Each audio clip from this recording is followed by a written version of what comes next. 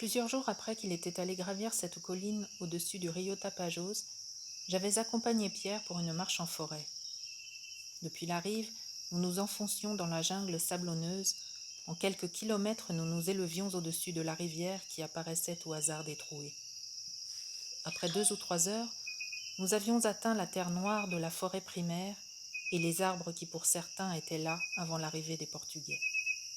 Grand apparat des lianes et des plantes épiphytes, raies de lumière verticale entre les troncs immenses du piquia, du somoma, dont toute une tribu se donnant la main pouvait embrasser la circonférence et se livrer aux rituels animistes, figuiers étrangleurs à valeur de palmier et autres verticalités d'androïdes.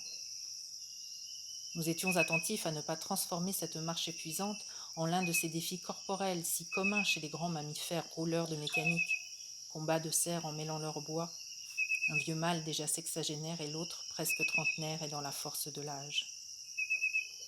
Nous avancions silencieux, suantes et ahanant côte à côte ou à la file, sur cette planète en train de mourir, et nous aussi économisions le souffle, un peu les dents serrées, les muscles fondants sous la chaleur humide. Nous étions revenus dormir à bord, les jambes bouffées par les bestioles, songeant que tout cela valait bien d'endurer les piqûres de guêpes et de moustiques et autres saloperies que nous finirions par aimer maintenant que nous les savions en voie de disparition. Nous avions sorti notre réserve d'alcool et répétions les phrases de Beckett. « Nous ne voyageons pas pour le plaisir de voyager, que je sache, dit Camier.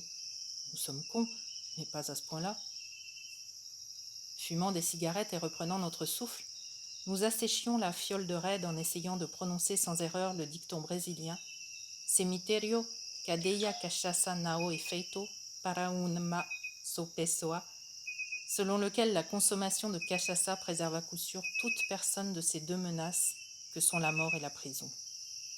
La fatigue et l'absorption du breuvage atténuaient peu à peu notre timidité réciproque, déclenchaient nos rires.